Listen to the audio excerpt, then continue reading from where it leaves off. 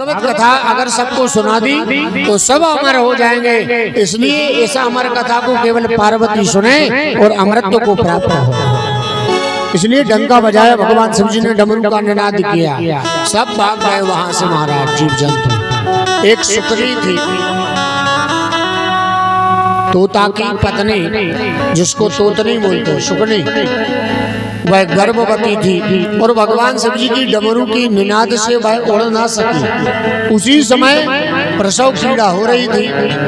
वह सुकनी गई तोतनी और भगवान शिव जी के जस्ट पीछे अपने गर्भ को प्रसव कर दिया और प्रसव करने के बाद वो वहां से अपने जान बचा करके भाग गई। अब पीछे एक पिंड पड़ा हुआ है। भगवान शिव जी ने कथा सुनाई। 1 दिन की, 2 दिन की, 3 दिन की कथाएं शुरू हुई। माता पार्वती हाँ जी हाँ जी हाँ जी हाँ जी करती रही। पहले दिन की कथा हुई तो वह पिंड था, वह पिंड फूट गया, उसके अंदर से तोते का प्रादुर्भाव हो गया। दूसरे दिन की कथा हुई तो वो तोता फड़फड़ाने लगा। तीसरे दिन की कथा हुई तो तीसरे दिन के अंदर वह एकदम पूर्ण रूप से सुंदर एवं शक्तिमान बन गया। चौथे दिन की कथा हुई, चौथे दिन की कथा में उसके अंदर चेतना अवस्था जागृत हुई। और जैसे ही 5वें दिन की कथा हुई, वो 5वें दिन की कथा में महाराज माता पार्वती जी हाँ जी बोल रही थी। उसी समय घोर निद्रा ने माता पार्वती जी को दबा दिया और कथा प्रसंग चल रहा था कि गोपी उद्धव का संवाद, कि गोपी ने उद्धव से क्या कहा। उसी समय नींद लग गई माता पार्वती जी की। अब तोते ने देखा कि ये 5वें दिन की कथा है और गोपी उद्धव संवाद चल रहा है। अगर मैंने यह कथा रुकवा दी, क्यों पार्वती जी की नींद आ गई पार्वती जी को, तो ये कथा मुझे सुनने को नहीं मिलेगी और भगवान शिव जी पार्वती को भी दंड देंगे, उनके साथ मुझे भी मिलेगा। इसलिए पार्वती जी की आवाज में उस तोते ने हाँ जी हाँ जी हाँ जी हाँ जी प्रारंभ कर दिया। माता पार्वती सोती रही, भगवान शिव जी अपने नेत्र को बंद करके कथा सुनाते रहे। 5वां दिन पूरा निकल गया, 6वां दिन निकल गया, 7वां दिन कथा विश्राम होने को आई। और जैसे ही भगवान शिव जी ने कहा बोलो बाल कृष्ण लाल की जय हो, जय जय राधे, जैसे ही कहा तो माता पार्वती जी अपनी नींदों से जाग गई, नींद से जाग गई। और क्या कहा पार्वती ने? जी बोले बाबा। तो माता उन गोपियों ने उद्धव से क्या कहा? भगवान शंकर जी कहने लगे कर लो बात तो कथा चल रही थी गोपी उद्धव की, उस समय की वो 5वां दिन का था और तुम अभी बात कर रही हो ये कथा तो 7वें दिन की है, कथा विश्राम क्यों आ गई? माता पार्वती हाथ जोड़ करके प्रभु मुझे गलती को क्षमा करें, मुझे निद्रा ने घेर लिया था, मुझे नींद आ गई, इसके कारण से मैं सो गई। तो माता पार्वती आपकी आवाज में हाँ जी तो बोल रहा था, कौन था? भगवान शिव जी ने इधर उधर चारों तरफ देखा, कुछ नहीं दिखा। और जैसे ही भगवान शिव जी ने अपने पीछे देखा तो एक तोता हाँ जी कर रहा था। भगवान शिव जी ने त्रिशूल लिया, अरे इसने कथा पीछे बैठ करके सुनी, ये यह ब्रह्म हत्या का भागी है और यह पाप का भागी है, इसलिए इसने ब्रह्म विद्या को चोरी किया, तो इसको ब्रह्म विद्या का श्राप लगना चाहिए, इसको मृत्यु दंड देना चाहिए। और भगवान शिव जी ने उठाया त्रिशूल और मारने के लिए दौड़ पड़े। तोता आगे गया, पीछे भगवान शिव जी मारने के लिए गए। सत्यवती बिटिका देवी जो व्यास जी महाराज की धर्म पत्नी अपने मुंह को खोल करके जवाई ले रही थी, उसी समय वह तोता उड़ता हुआ गया और जाकर के व्यास जी महाराज की धर्म पत्नी के मुख से अंदर जाता हुआ गर्भ में पहुंच गया। और वही महाराज अब वहां से शिव जी वापस आ गए। वही तोता सुखदेव जी महाराज का रूप धारण करके गर्भ में 12 वर्ष तक बैठा रहा। और वही जब गर्भ से बालक बाहर आया तो उन्हीं का नाम श्री सुखदेव जी महाराज पड़ा। बोलो सुखदेव जी महाराज की जय हो। ऐसी पावन सुखदेव जी महाराज की जन्मोत्सव की कथा। तो सोनकादि ऋषि कहने लगे आपने सुखदेव जी की कथा सुनी थी? वही सुखदेव जी महाराज ने राजा परीक्षित जी को कथा सुनाई। अच्छा कैसे? तो परीक्षित जी महाराज कौन थे वो? परीक्षित जी महाराज के विषय में भी तो बताओ। तो कहने लगे परीक्षित जी कोई और नहीं, बोले जब दुर्योधन बड़ी सभा में लेटा हुआ था। कौन सी सभा? युद्ध रणभूमि सभा, जिसमें पूरी युद्ध संग्राम के उस मेले में रणभूमि में सभी मृत्यु को प्राप्त हो गए, सभी एक से एक बड़े से बड़े वीर रणभूमि में पड़े हैं। उसी के बीच में बेचारा दुर्योधन तड़प रहा है, बिलख रहा है। उसी समय युद्ध भूमि में दुर्योधन का बड़ा मित्र, परम मित्र, अथाह प्रेम करने वाला अश्वत्थामा पहुंचा। अश्वत्थामा ने देखा, अरे दुर्योधन क्या बात है? बोले अश्वत्थामा, मैंने पांडवों को मृत्यु दंड नहीं दिया। अगर मैंने पांडवों को मार दिया होता तो मेरा कल्याण हो जाता, मैं बड़ा प्रसन्न होता। तू मेरा मित्र, एक काम कर, मेरा एक काम बना दे, जिंदगी में मैं कुछ नहीं कहूंगा, आपका बड़ा एहसान होगा। बोले क्या? बोले मैं तो पांडवों को नहीं मार सका, पांडव रात्रि में सोएंगे, तू जाकर के सबको मृत्यु दंड दे दे कुछ ना कुछ करके, तो मैं समझ जाऊंगा तूने मेरा बड़ा कार्य कर दिया है। इतनी सी बात। अश्वत्थामा ने कहा ठीक है, मैं अभी जाता हूँ तलवार लेकर के, और जाकर के पांचों पांडवों के गलों को काट के और तुम्हारे सामने पेश कर दूंगा, देख लेना। मेरा नाम गुरु द्रोणाचार्य पुत्र अश्वत्थामा नहीं, मैं जाकर के तुरंत मार डालूंगा सबको। और तलवार के शस्त्र को हाथ में लिया महाराज और दौड़ पड़ा अश्वत्थामा। लेकिन भगवान श्री कृष्ण कहते हैं कि जब तक जिसकी मौत ना आए, मृत्यु ना आए, उसको कैसे भी कितना भी बड़ा कष्ट मिले, लेकिन मरने वाला नहीं है। तो भगवान जब बचा देते हैं तो कैसे भी मृत्यु सामने आ जाए, लेकिन वो मरने वाला नहीं, क्योंकि मारने वाला है भगवान, बचाने वाला है भगवान। भगवान ने, कृष्ण ने अपने पांचों पांडवों को उठाया, रात्रि में समझाया, दूसरी जगह लिटा दिया और पांचों पांडवों के पुत्रों को वहीं छुड़वा दिया।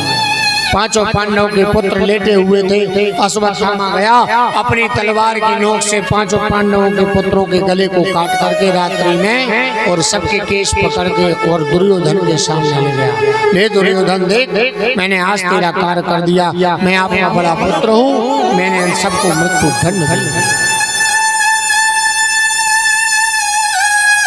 दुर्योधन ने देखा, वो देखते ही जैसे ही पास से नजर आया तो दुर्योधन और जोर से चिल्लाने लगा, रोने लगा। अरे अश्वत्थामा, तूने ये क्या किया? तूने मेरे परिवार को ही नष्ट कर दिया। मैंने ये नहीं कहा था कि बेचारे बालकों का क्या दोष, तुम बालकों को मत मारते। मैंने तो ये कहा था पांचों पांडव मर जाते तो मुझे अच्छा मिलता, सुख मिलता, सुकून मिलता, मेरे सारे कष्ट मिट जाते। तुमने तो मेरे घर में जल देने वाला, हम लोगों को पानी देने वाले तक को नहीं बचने दिया। अरे अश्वत्थामा, तुझे इतना भी नहीं देखा कि ये पांचों पांडवों के पुत्र हैं? तूने उनको मार दिया, अब हमारे घर में जल देने वाला कौन बचेगा? और रोता हुआ अपने शरीर को वहीं प्राणांत कर दिया, अपने शरीर को वहीं छोड़ दिया दुर्योधन ने। और अपने शरीर से आत्मा को निकाल करके मानो तड़पती हुआ आत्मा चारों तरफ भटकती हुई वो भगवान को याद कर रही है, हरि मैंने यह जो कर्म किया उससे मुझे क्षमा करिएगा और मुझे मोक्ष प्रदान करिएगा। इस दुष्ट अश्वत्थामा ने बहुत बुरा किया। अब आप विचार करिए, दुर्योधन तो चला गया, मर गया तड़पता हुआ, लेकिन पांचों पांडवों के पुत्रों की वह माँ, उसका क्या हाल हुआ होगा? जिसके एक नहीं, दो नहीं, तीन नहीं, चार नहीं, पांचों पुत्र मर जाएं तो वह माता कैसी बिलखती हुई, रोती हुई, चिल्लाती हुई। अर्जुन ने देखा मेरे पांचों पुत्र मर गए हैं पांचों पांडवों के, तो तुरंत हाथ में त्रिशूल लेकर, तलवार लेकर के तुरंत गया और अश्वत्थामा को पकड़ लिया, मारने लगा। बोले चल, तुझे हम सबकी सभा में, पूरी सभा में मृत्यु दंड देंगे। अश्वत्थामा को पकड़ा और सबके सामने खड़ा कर दिया। बताओ भाई, इनको क्या दंड देना चाहिए?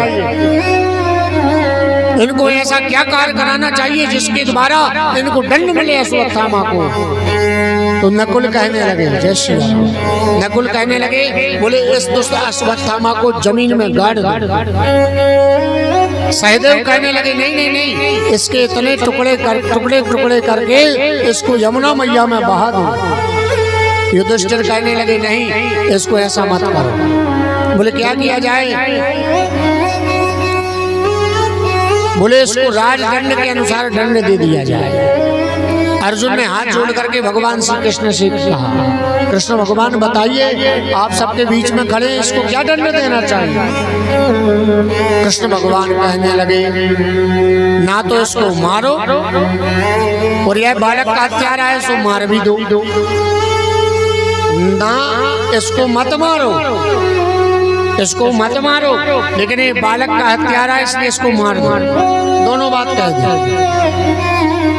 अब बताओ, हंसने लगे अर्जुन जी 2 सेकंड के लिए और बोले, वाह, अगर तुम जैसे द्वारिकाधीश न्याय करने वाले हो जाएं तो ये संसार सागर के जितने पापी दुष्टात्मा हैं उनका तो कल्याण ही हो जाएगा।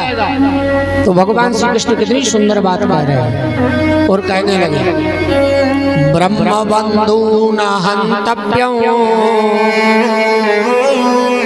आतताई पदार्हणा।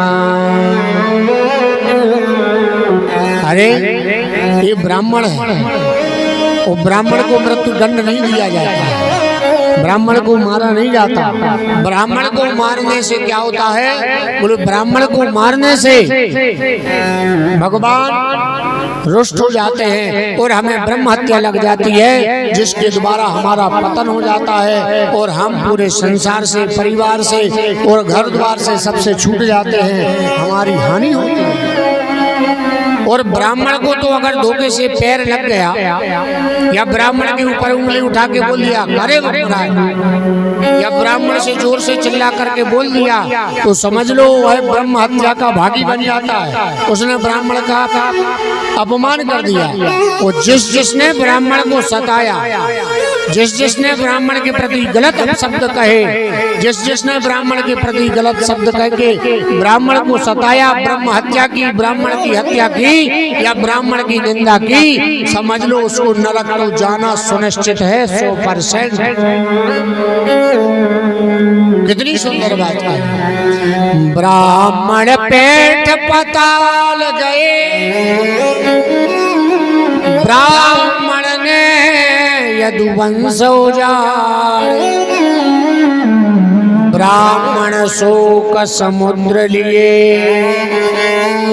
ब्राह्मण ने क्षत्रिय दल मारे,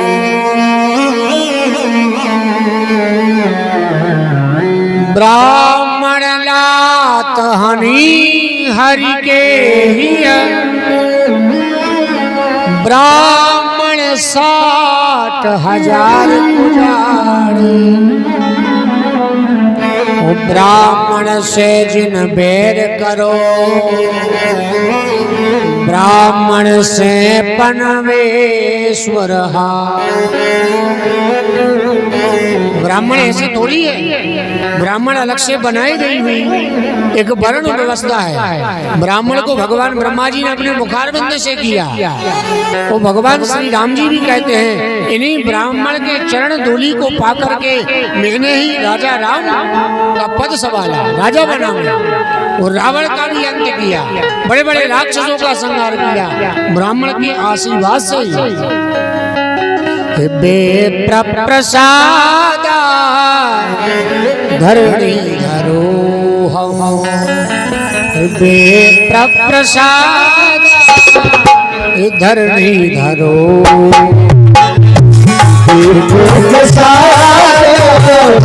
धरणी धरो, बेप्र प्रसाद कमला धरो,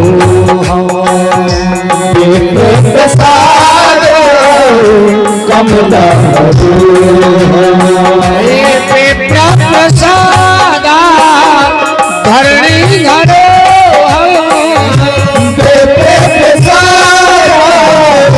धरणी धरो, प्रसाद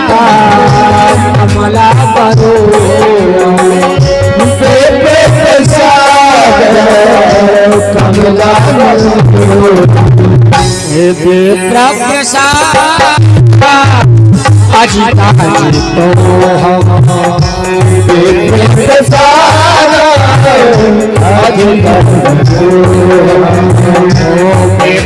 प्रसाद ममना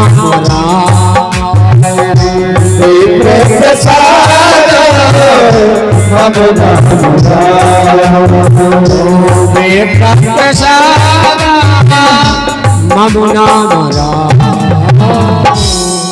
प्रभु श्री राम जी कह रहे हैं धरणी धरो। ब्राह्मण के आशीर्वाद से मैंने पृथ्वी को उठाया है, संभाला है। वो ब्राह्मण के आशीर्वाद से अजिता जी तो पूरा संसार मैंने जीत लिया है। विप्र प्रसादात कमला बरो, ब्राह्मणों के आशीर्वाद से ही मुझे कमल पुष्प पर बैठने का आशीर्वाद मिला है। मैं लक्ष्मीकांत बना, इसलिए विप्र प्रसादात मम नाम राम। ब्राह्मणों ने ही तो नाम संस्करण किया, नामकरण संस्कार किया कि प्रभु श्री राम, प्रभु श्री कृष्ण, वाराह, नरसिंह, ये सब अवतार धारण ब्राह्मणों ने ही तो नामकरण के द्वारा करवाए। तो ब्राह्मण सबसे श्रेष्ठ है।